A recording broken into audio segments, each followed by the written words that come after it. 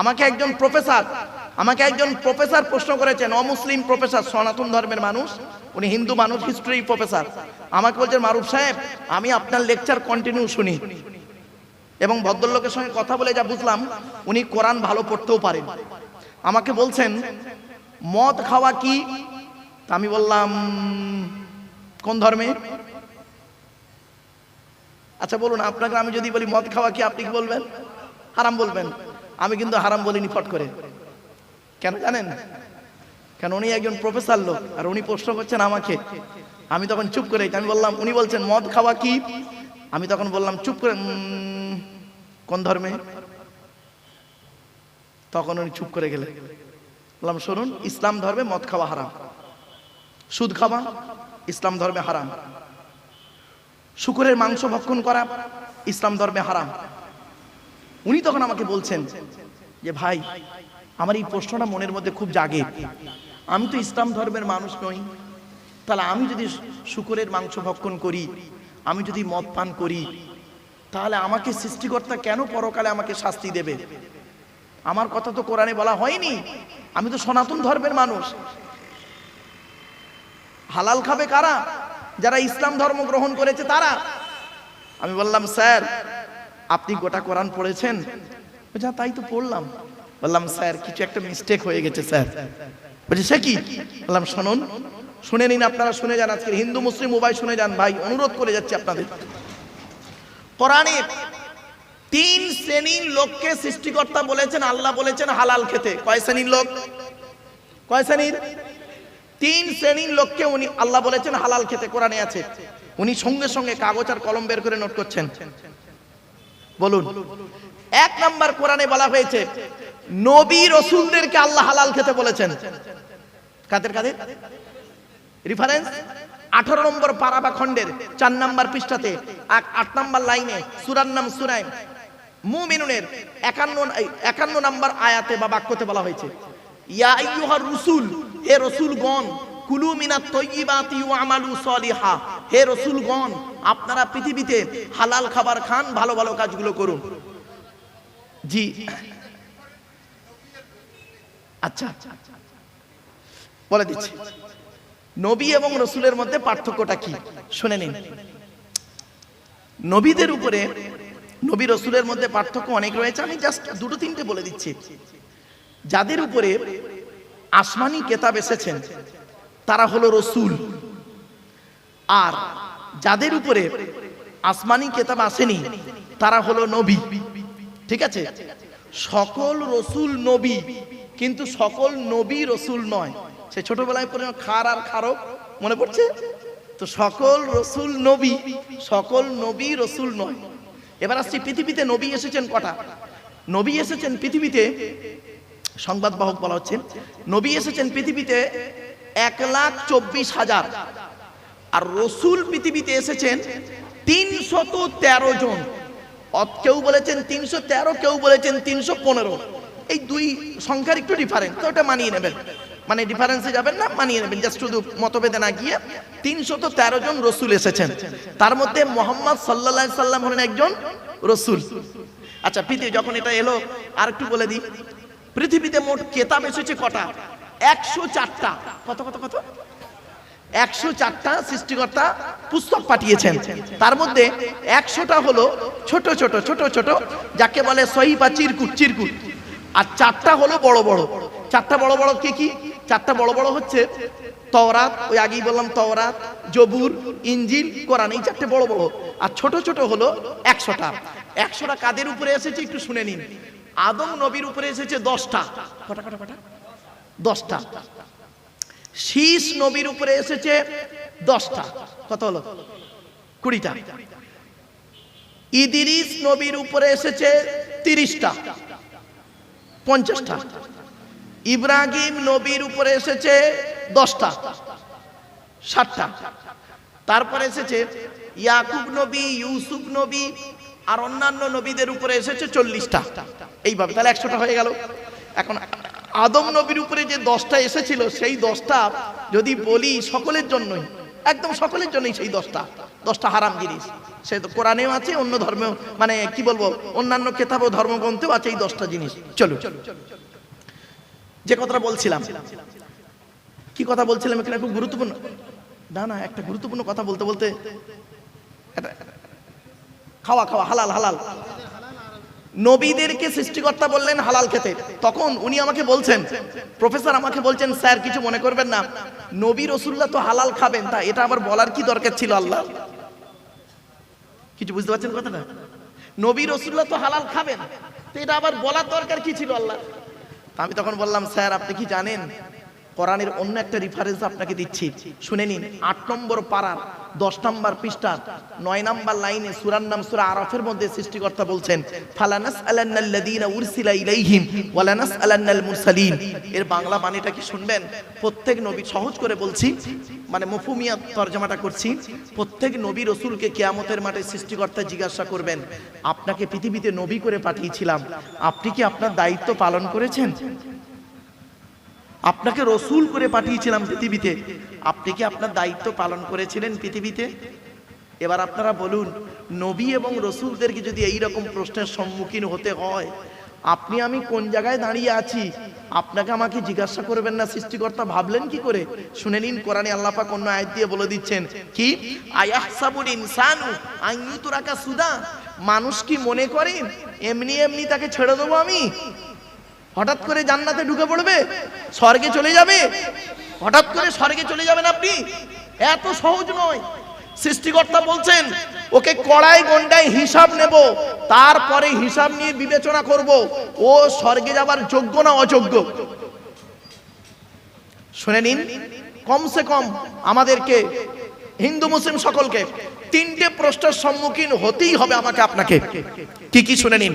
1 number, জ্ঞানী জ্ঞানী জ্ঞানের হিসাব দাও।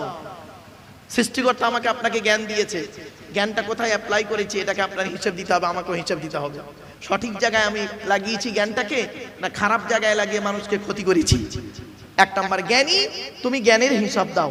2 নাম্বার ধনী, অর্থের হিসাব দাও, তোমাকে আমি অর্থ দিয়েছিলাম, কোথায় তুমি টাকাটা ব্যয় করেছো হিসাব দাও। আর 3 নাম্বার খুব ইম্পর্টেন্ট, হিন্দু মুসলিম বলে যাচ্ছি সকলকে, যুবক যৌবনের হিসাব দাও, তুমি যৌবন কালটা কোথায় তুমি ব্যয় করেছো? এত সহজ নয়। চলো, তাহলে 1 নাম্বার হলো নবী রাসূলদেরকে সৃষ্টিকর্তা বললেন হালাল খেতে।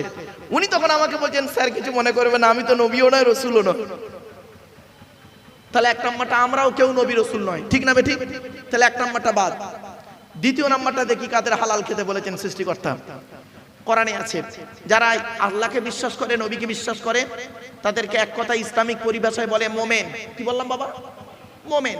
কোরআনে বলা হয়েছে 2 নম্বর পারাবা খণ্ডের 4 নম্বর পৃষ্ঠাতে 14 নম্বর লাইনে সূরার নাম সূরা বাকারার 172 নম্বর আয়াতে, এগুলো মনে রাখবেন জাস্ট। 172 নম্বর আয়াতে বলা হয়েছে, ইয়া আইয়ুহাল্লাযীনা আমানু, হে বিশ্বাসীগণ, হে ঈমানদার বান্দাগণ, কুলু মিন তাইয়্যিবাতি মা রাযাকনাকুম, আমার দেওয়া হালাল রিজিকগুলো তোমরা ভক্ষণ করো। তাহলে এখানে যারা মুমিন মুসলমান আছেন, প্রত্যেকেরকে আমাদেরকে কি করতে হবে? হালাল খেতে হবে। তখন উনি আবারও প্রশ্ন করছেন, স্যার কিছু মনে করবেন না, আমি মুমিনও নয় আর মুসলমানও নয়, তাহলে নবীও নয় রসুলও নয়, তাহলে আমার সম্পর্কে তো কিছু বলা নেই। তখন লাস্ট পয়েন্ট ওনাকে বলেছিলাম, শুনে নিন, আজকের এই লাস্ট পয়েন্টটার জন্য এত কষ্ট করলাম আপনাদের কাছে।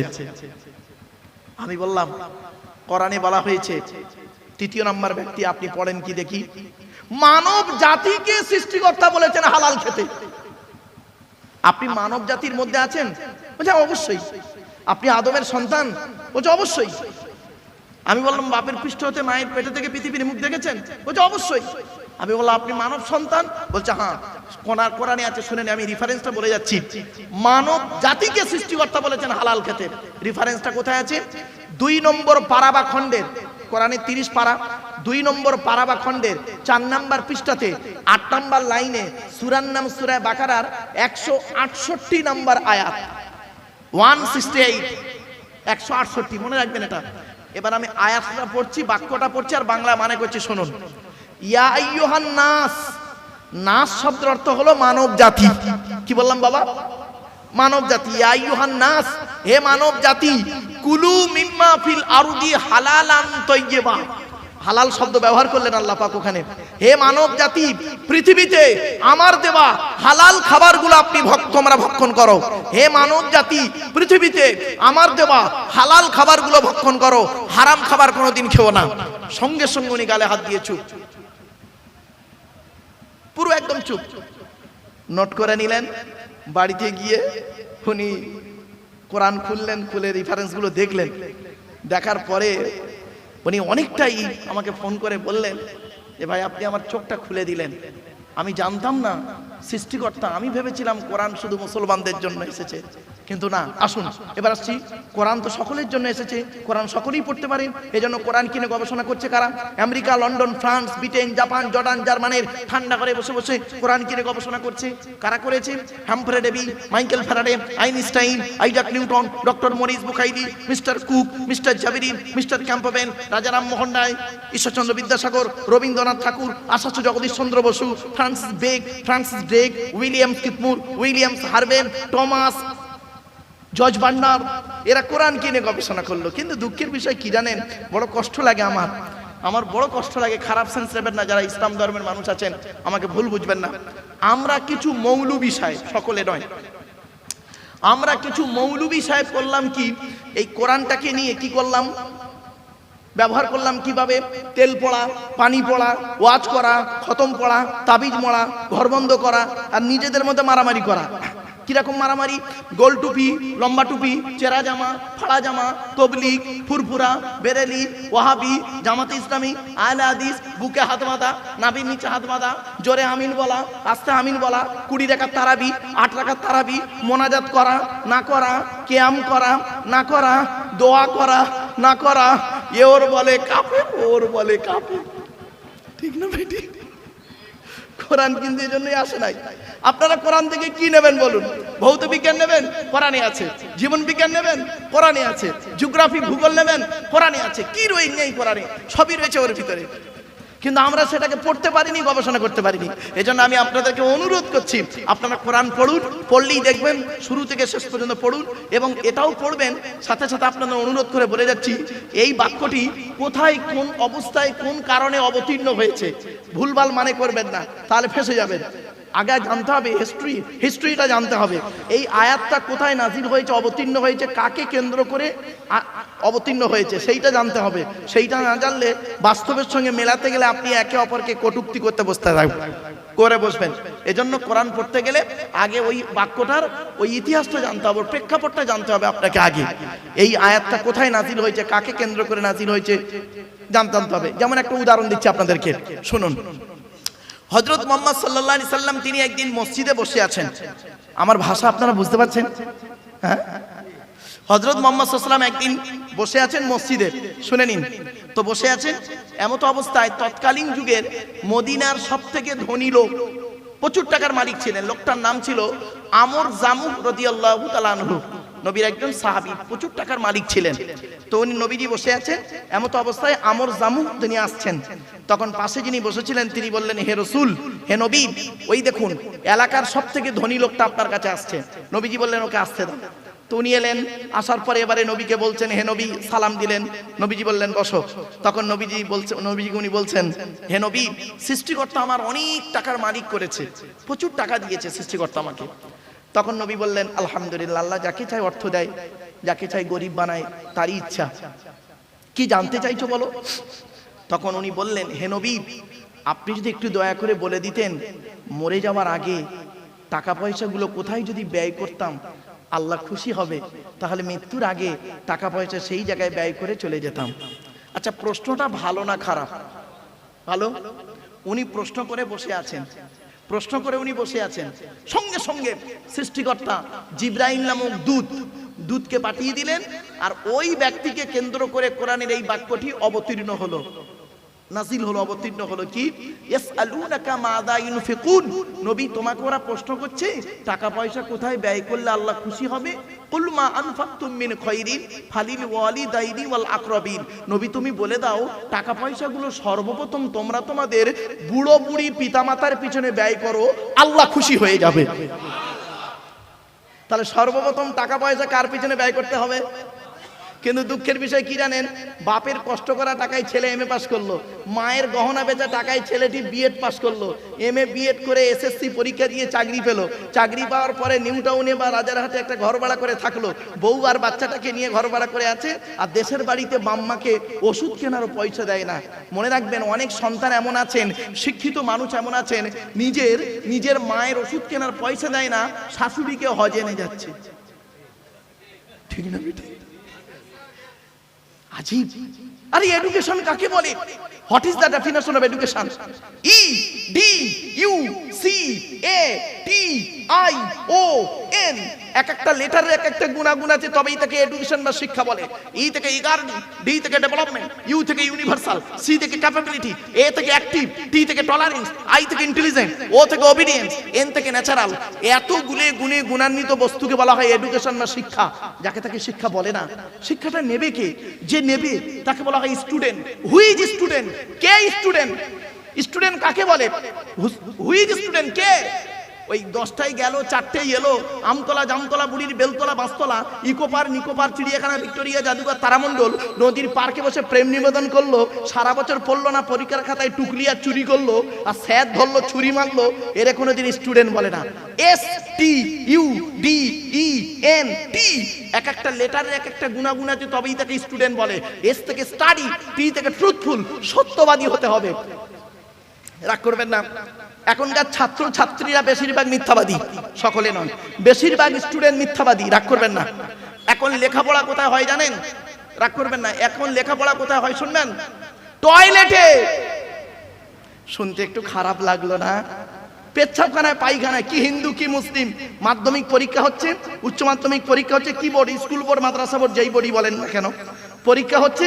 একটু গিয়ে দেখবেন বয়েজ এবং গার্লসের টয়লেটগুলোতে, একটু গিয়ে দেখবেন অন্য সময় দেখবেন ওই পেচ্ছাপখানায়, পায়খানায় বইয়ের পৃষ্ঠা ছেঁড়া, টুকলি, মাইক্রো জেরক্স, বই ফেলে রেখে চলে এসছে। আর সত্যিকারের একজন মেধাবী স্টুডেন্ট, তার পেশাবের প্রয়োজন, সে তাড়াতাড়ি করে গিয়ে ওর উপরে পেশাব ফিরে চলে এসছে। যে ছেলেটা টুকলি চুরি করে পাশ করলো, 20 বছর পরে তিনি একজন শিক্ষিত লোক হলো, ডিগ্রি প্রাপ্ত হয়ে 20 বছর পরে মাইক ধরে এসে জনগণের সামনে লেকচার দিচ্ছে।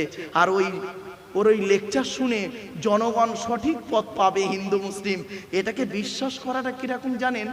ঠিক ওই কাঁঠালের আমসত্ত্বের মতো। আপনারা খেয়েছেন রাজারহাটের মানুষ কাঁঠালের আমসত্ত্ব? আর হয় না তা খাবে কি? ঠিক না বেটি?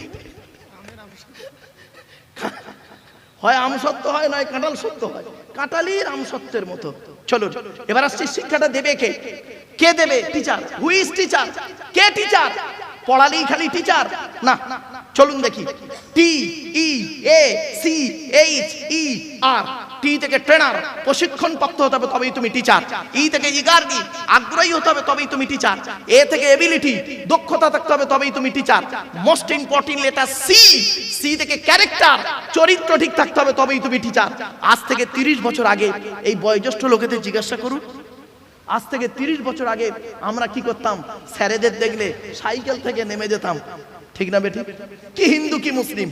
আর এখন কি হয়েছে শুনবেন? টিচার ছাত্রের সম্পর্ক, টিচার ছাত্রের সম্পর্ক সব জায়গায় নাই, বেশ কিছু জায়গায় টিচার ছাত্রের সম্পর্ক বন্ধু, বিড়ি চেয়ে খায়, খৈনি মলে দেয়। রাগ করবেন না। এই জন্য প্রফেট মুহাম্মদ সাল্লাল্লাহু আলাইহি সাল্লাম বলেছিলেন, আর একটু আগিয়ে যাচ্ছে, আজ থেকে 30 বছর আগে টিচার আর ছাত্রীর সম্পর্ক কি ছিল? পিতা আর কন্যার ন্যায়। মেয়েটি শিক্ষককে বাপের মতো ভক্তি করত, শ্রদ্ধা করত, আর শিক্ষক ছাত্রীটিকে নিজের কন্যা বলে মনে করত। এখন কি হয়েছে শুনবেন? বেশ কিছু জায়গায় টিচার ছাত্রীর সম্পর্ক স্বামী স্ত্রী। প্রাইভেট পড়াতে দিয়েছে, ইংরাজি করাতে দিয়েছে, ম্যাথ করাতে দিয়েছে, ও বিয়েটাও পড়িয়ে নিয়ে বসে আছে। এই জন্যই প্রফেট মুহাম্মদ সাল্লাল্লাহু আলাইহি ওয়াসাল্লাম বলেছিলেন, দি Messenger of Allah peace be upon him said, the best are those with good manner. নবী বলেন, তোমাদের মধ্যে উত্তম ব্যক্তি ওই লোকটা যার ক্যারেক্টার, চরিত্র ভালো, ওই লোকটাই হলো উত্তম ব্যক্তি। একজন উকিল, ব্যারিস্টার, মাস্টার, ডাক্তার, মোল্লা, মনীষা, পীর সাহেব, দরবেশ সাহেব, আমির সাহেব, মুফতি সাহেবের যদি চরিত্র খারাপ হয়, আর একজন টোটোওয়ালার চরিত্র যদি ভালো হয়, টোটোওয়ালাটাই হলো আল্লাহর কাছে প্রিয় ব্যক্তি। Many loss is something loss, health loss is nothing loss, but character loss is everything loss. মানুষের যদি টাকা চলে যায়, ইনকাম করলে টাকাটা আবার ফিরে আসবে। মানুষের যদি শরীর চলে যায়, ভালো মন্দ খেলে শরীরটাও ফিরে আসবে। কিন্তু বন্ধু, মানুষের যদি চরিত্র চলে যায়, চরিত্র কিন্তু আর ফিরে আসবে না। তাই মুহাম্মদ সাল্লাল্লাহু আলাইহি ওয়াসাল্লাম বলেছিলেন, তোমরা আমাকে দুটো জিনিসের গ্যারান্টি দাও, আমি তোমাদের জান্নাতের বা স্বর্গের গ্যারান্টি দেব। কি?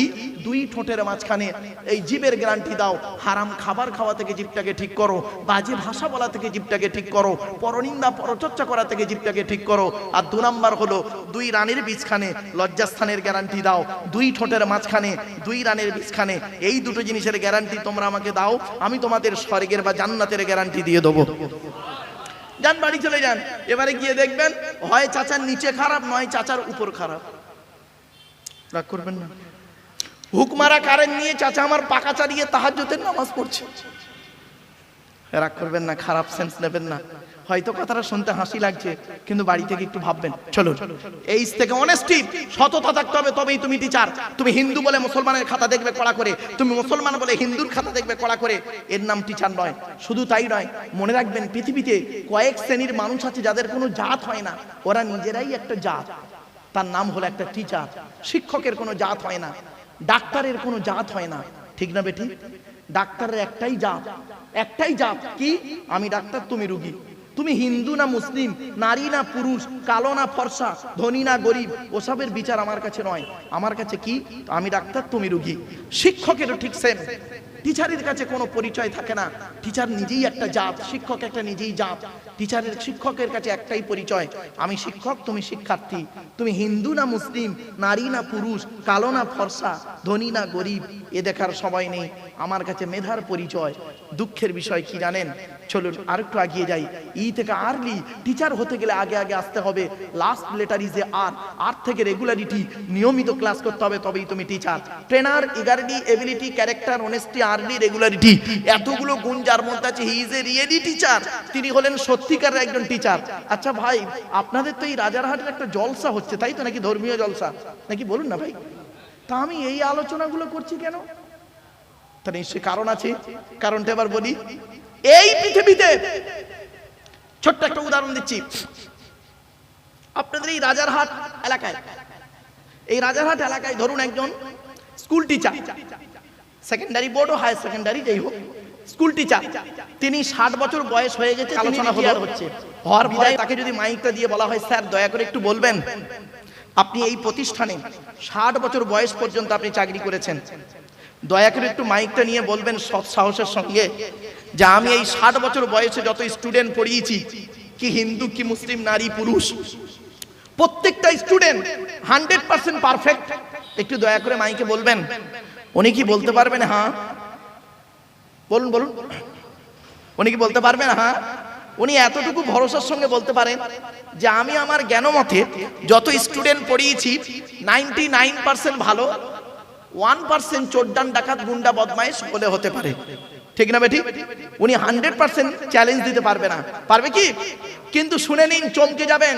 এই পৃথিবীতে একজন মেসেঞ্জার এসেছিলেন, এই পৃথিবীতে একজন প্রফেসর এসেছিলেন, এই পৃথিবীতে একজন কি বলবো টিচার এসেছিলেন, এই পৃথিবীতে একজন গাইডার এসেছিলেন, যার জন্ম হলো 570 খ্রিস্টাব্দে।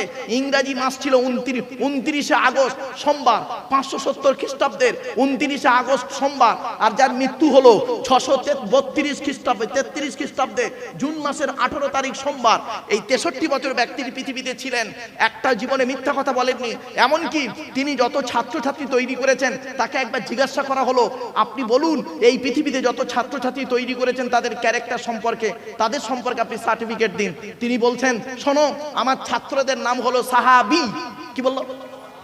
সাহাবী। আর আমার ছাত্রীদের নাম হলো সাহাবিয়া, স্ত্রীলিঙ্গ। ছাত্র ছাত্রীদের নাম হলো সাহাবী, সাহাবিয়া। তাদের চরিত্র সম্পর্কে আমি তোমাদের মুহাম্মদ তোমাদেরকে আমি সার্টিফিকেট দিয়ে যাচ্ছি। আসহাবিকান নুজুম বিআইহিম ইক্তেদাইতুম ইহতেদাইতুম। আমার প্রত্যেকটা ছাত্রছাত্রী হলো নক্ষত্রের ন্যায়। তোমরা যাকে অনুসরণ করে পৃথিবীতে চলবে, তার মাধ্যমে দুনিয়াতে শান্তি সম্মান পাবে, আখিরাতে জান্নাত পেয়ে যাবে। কি ভাবলেন?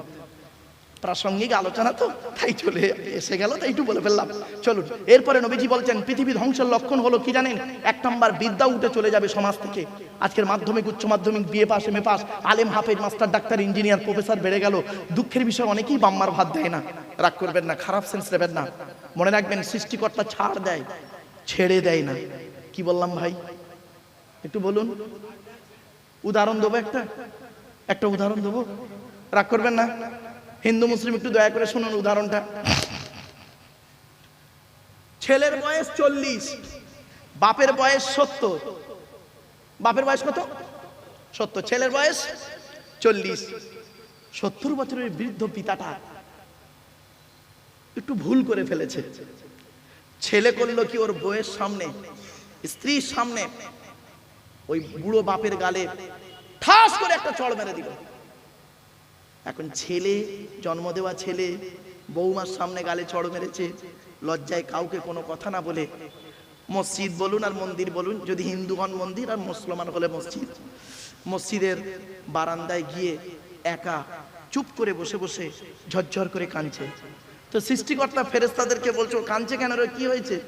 তা ফেরেশতারা বলছে, সৃষ্টিকর্তা কি বলবো, যে ছেলেটার কান্না ডাকটা শোনার জন্য হসপিটালের বারান্দায় বসেছিল, যে ছেলেটার কান্না ডাকটা শোনার জন্য ওই ওটির সামনে, বুঝতে পারছেন তো আমার ভাষা, নার্সিংহোমের ওটির সামনে চেয়ারে বসেছিল কান্না ডাকটা শোনার জন্য, সেই ছেলেটা আজকের ওর গালে চড় মেরেছে স্ত্রীর সামনে।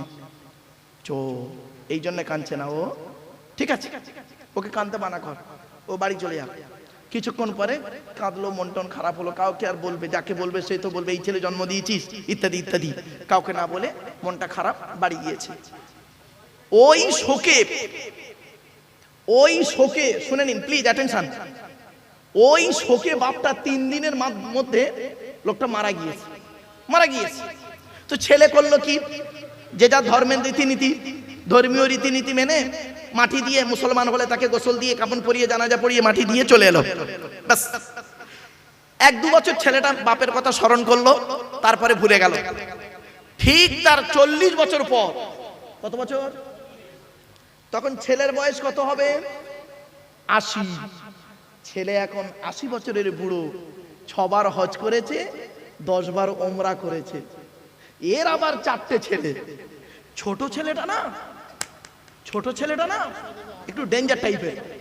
হঠাৎ একদিন হাজী সাহেব দাঁড়িয়ে আছে, আর ছোট ছেলেটাও দাঁড়িয়ে আছে, আর ছোট বৌমাও দাঁড়িয়ে আছে। কি ছেলের সঙ্গে কথা কাটাকাটি হতে না, আর ছোট ছেলে করেছে কি, বাপের গালের দাড়িটা ধরে হাজী সাহেবের দুটো গালে দুটো ঠাস ঠাস করে দিয়েছে, এ গালে একটা।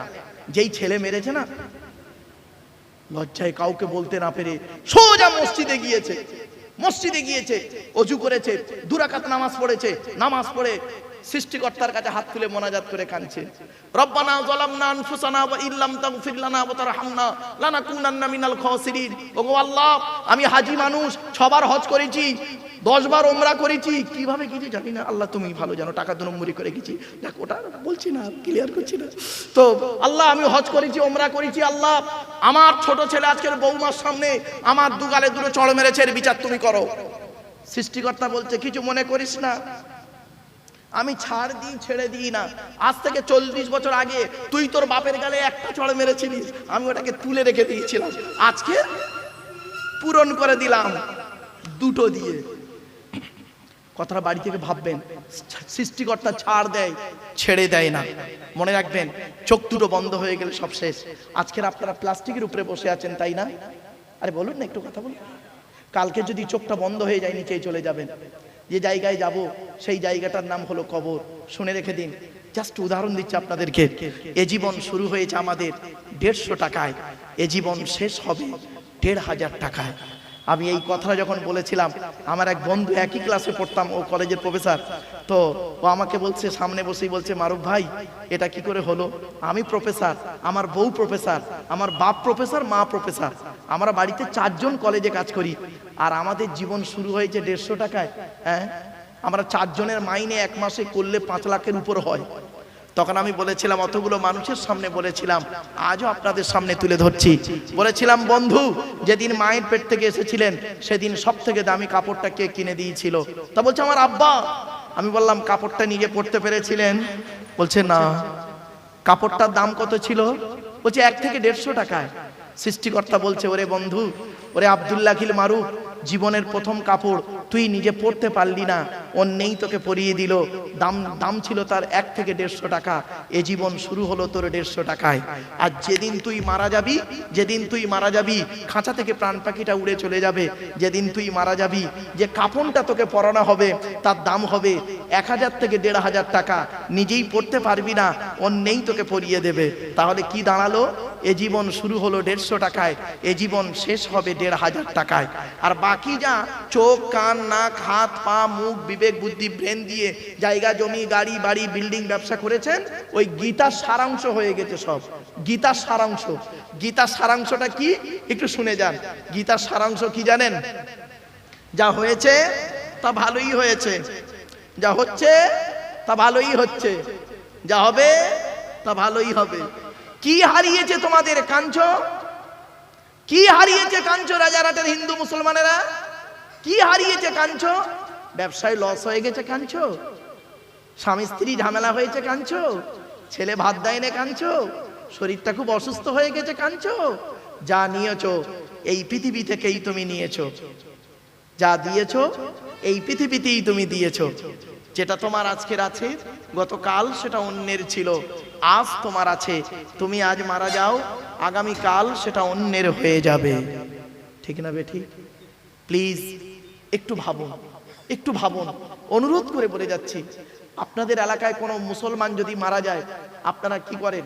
তাকে গোসল করিয়ে, ইসলামিক রীতিতে গোসল করিয়ে, কাফন পরিয়ে, জানাজা পরিয়ে মাটি দিয়ে চলে আসেন। আচ্ছা, 20 দিন পরে কোনোদিন এই কবরটা একটু খুলে দেখেছেন? দুটো বাঁশ সরিয়ে দেখেছেন লাশটা কেমন আছে? দেখেছেন কি? একবার দেখলে না ব্রেনটা একটু ঘুরে যাবে। রাগ করবেন না বাপ, চলুন কি হয় শুনুন। মানুষকে মাটি দিয়ে আসার পর সর্বপ্রথম যে অঙ্গটা তার পছন্দ ধরে, দেহের সর্বপ্রথম 72 ঘন্টা পরে যে অঙ্গটা তার পছন্দ ধরে, তার নাম হলো নাক। এজন্য মানব দেহ যখন গরম হয় সর্বপ্রথম ঘামে হলো নাক। এরপরে আসছি 6 থেকে 8 দিন পর মাথার চুলগুলো, গায়ের লোমগুলো, হাতের নখগুলো খসে খসে পড়ে যায়। 10 থেকে 12 দিন পর মাথার ব্রেনটা পচে গিয়ে নাক দিয়ে, কান দিয়ে, গাল দিয়ে গড়াতে থাকে। 18 থেকে 20 দিন পর পেটটা ফেটে যায়, পোকায় তৈরি হয়। 2 মাস পর সমস্ত চামড়া মাংস পোকায় খেয়ে নেয়, ফ্রেমটা পড়ে থাকে। 6 মাস পর দেহের কয়েক কটা হাড়গুলো আলাদা হয়। 1 বছর পর দেহের কয়েক কটা হাড় ছাড়া বাকি সব মাটি খেয়ে নেয়। কোথায় গেল সুন্দরী নারীরা? ও সুন্দরী নারীরা, হিন্দু মুসলিম সুন্দরী নারীরা, ও সুন্দর যুবকেরা, কোথায় গেল তোমাদের দেহ? মনে রেখো, মাটির দেহ মাটি হবে, পুড়ে হবে ছাই। এ দেহ পচা দেহ, গরব কিসের ভাই? কিসের অহংকার? টাকার অহংকার বলেন। ক টাকার মালিক? মনে রাখবেন, কাফনের কোনো পকেট নেই, কাফনের পকেট নেই। টাকার অহংকার? সৃষ্টিকর্তা বলছেন কোরআনে আছে, আল্লাহুল গনি ওয়া আনতুমুল ফুকারা, আমি আল্লাহ হলাম ধনী, তোরা সব ফকিরের বাচ্চা। শুধু তাই নয়, কিসের অহংকার? জ্ঞান। কতটা জ্ঞান অর্জন করেছেন? সৃষ্টিকর্তা কোরআনে বলেছেন, 15 নম্বর পারা 9 নম্বর পৃষ্ঠা 6 নম্বর লাইন, সূরার নাম সূরা বানী ইসরাঈল, ওমা উতিতুম মিনাল ইলমি ইল্লা কলিলা, আমি সামান্য জ্ঞান তোকে দান করেছি। ও বাংলা এমএ পাস করেছেন, বাংলার জ্ঞান? অ থেকে চন্দ্রবিন্দু চাঁদ অক্ষর কোটার ভিতরেই তোর জ্ঞান। সৃষ্টিকর্তা বলছে। এখন যদি কাউকে প্রশ্ন করা হয়, এমন একটা ভাষা পৃথিবীতে, এমন একটা ভাষা একই অক্ষর দুবার এলো কেন?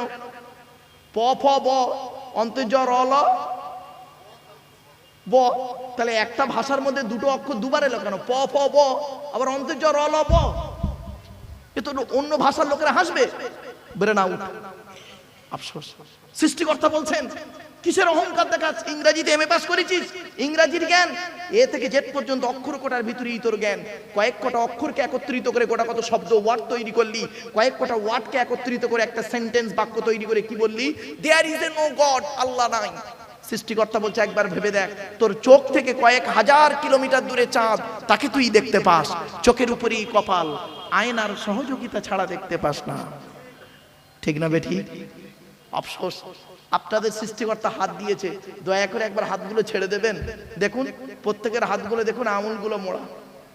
দেখুন কারোর হাত এমন নেই, প্রেসার দিলে এমন হবে, নইলে এমন। দেখুন আরো বাচ্চাদের দেখবেন হাতগুলো নর্মাল ভাবে দেখবেন এমন, কেন কোনোদিন ভেবেছেন? কোনোদিন ভেবেছেন এমন কেন? শুনে নিন, ভাবতে অবাক লাগে। হযরত আদম নবী আমাদের প্রথম যে পিতা ছিলেন, পৃথিবীর প্রথম মানব যাকে আদম বলা হচ্ছে, আদমকে যখন সৃষ্টিকর্তা তৈরি করেছিলেন, হাত দুটো ছিল মুঠো মারা। সৃষ্টিকর্তা আদমকে বললেন, আদম হাত দুটো খোলো। তো আদম হাত দুটো খুলেছে। খোলার পরে ডান হাতের তলায় কিছু নারী আর পুরুষ দেখতে পেলেন, বাম হাতের তলায় নারী আর পুরুষ দেখতে পেলেন। সৃষ্টিকর্তাকে আদম প্রশ্ন করেছিলেন, ও সৃষ্টিকর্তা, এরা কারা? সৃষ্টিকর্তা বলেছিলেন, আদম, ওরা সব তোমার সন্তান, ছেলে মেয়ে। তখন আদম বলেছিলেন সৃষ্টিকর্তাকে, আচ্ছা এদেরকে আলাদা করলেন কেন? সৃষ্টিকর্তা বলেছিলেন, আদম, তোমার বাম হাতের তলায় যাদেরকে দেখতে পাচ্ছ ওরা সব নরকবাসী, আর ডান হাতের তলায় যাদেরকে দেখতে পাচ্ছ ওরা সব স্বর্গবাসী, জান্নাতি। এখানে বসে বসে আপনি ভাবুন, আপনার তকদিরটা আদমের বাম হাতের তলায় আছে না ডান হাতের তলায় আছে, এই বিশ্বাসটা হলো মারাত্মক। কত মানুষ দেখবেন পৃথিবীতে ভালো কাজ করে গেল সারা জীবন, মরণের 2 বছর আগে এমন পাপ কাজ করে গেল, শেষ বলার শেষ নেই। আবার কত মানুষ দেখবেন সারা জীবন পাপ কাজে লিপ্ত ছিল, মরণের কয়েক বছর আগে, 2 বছর আগে এত ভালো হয়ে গেল, পৃথিবী ছেড়ে গেল। ব্যাস, এজন্যই তো বলি, যারা শুধু মরে নাহি দেয় প্রাণ, তাদের কবু কোনোদিন করেনি সম্মান। রবীন্দ্রনাথ চলে গেছে, তার কথা মনে রেখেছেন। ঈশ্বরচন্দ্র বিদ্যাসাগর চলে গেছেন, তার কথা মনে রেখেছেন। হযরত আবু বকর সিদ্দিক রাদিয়াল্লাহু রাহমাতুল্লাহ আলাইহি মুজাদ্দিদুজ জামান, তিনি চলে গেছেন, তার কথা মনে রেখেছেন। শুধু তাই নয়, আখিরি নবী মুহাম্মদ সাল্লাল্লাহু আলাইহি ওয়াসাল্লাম, তিনি পৃথিবী ছেড়ে বিদায় নিয়েছেন দুনিয়ার দিন রাত্রির গণনাতে, দুনিয়ার রীতিনীতি অনুযায়ী, কিন্তু তার কথা মনে রেখেছেন। কারণ কি? একবার কি ভেবেছেন? এজন্য এমন জিনিস পৃথিবীতে করে যান, ভালো কাজ, যে কবরে শুয়ে শুয়ে আপনি শুয়ে থাকবেন আর সওয়াব পৌঁছাবে। ছোট্ট একটা অনুরোধ করে বলে যাচ্ছি আপনাদেরকে, এমন দেহ পৃথিবীতে করে যান, মাটি মুসলিমদেরকে বলে যাচ্ছি, এমন দেহ পৃথিবীতে করে যান, মাটির নিচেই গেলেও পচবে না, এই দেহ পৃথিবীতে করে যান, অনুরোধ করে গেলাম। চলুন একটা একটা করে আপনাদের বলি। এতক্ষণ সৃষ্টিকর্তা সম্পর্কে আপনাদেরকে জাস্ট উদাহরণ দিচ্ছিলাম, আর একটা এক্সাম্পল দেব। সৃষ্টিকর্তা বলছেন, তোর ব্রেন দিয়েছি, তুই একবার চিন্তা করলি না? তোর ব্রেন দিয়েছি, একবার চিন্তা করলি না? তোর সিস্টেমটা কি? হে পৃথিবীর মানব, তোর সিস্টেম কি? তুই গাল দিয়ে খেলি 22 ফিট লম্বা নারীর ভিতর দিয়ে পচিয়ে পচিয়ে পচিয়ে পচিয়ে ইরেশন পদার্থটাকে, ইউরিনটাকে সামনের দিক থেকে বের করলি, স্টুল পায়খানাটাকে পেছন দিক থেকে বের করলি, এটাই তো সিস্টেম। কিন্তু এই পৃথিবীতে এমন একটা প্রাণী তৈরি করেছি, গাল দিয়ে খায়, গাল দিয়ে বের করে দেয়। কোনোদিন ভাবিসনি? সৃষ্টিকর্তা বলছেন, একবার তুই চিন্তা করে এখানে বসে বসে, তুই যে খাবারটা খেলি, তোর খাবারের সিস্টেমটা কি? তুই খাবার খেলি 22 ফিট লম্বা নারীর ভিতর দিয়ে বের করলি পচিয়ে পচিয়ে, কিন্তু একবার ভাবলি না এই পৃথিবীতে একটা পিপিলিকা বলে একটা পিঁপড়ে বলে একটা প্রাণী আছে, সেই প্রাণীটা তারও হজম শক্তি আছে, সে তার কত ফিট লম্বা নারী আছে। একটা কেঁচো, সেও কে হজম করে বের করে, কত ফিট লম্বা নারী আছে, একবার ভাবলি না? সৃষ্টিকর্তা বলছেন, তুই একবার ভাব, তোদেরকে আমি একটা বুদ্ধি দিলাম, 1 টাকার কয়েনের ডাইস থেকে 2 টাকার কয়েন বের করার ক্ষমতা তোর নাই, তোর বাবারও নাই, আর আমি সৃষ্টিকর্তা কত বড়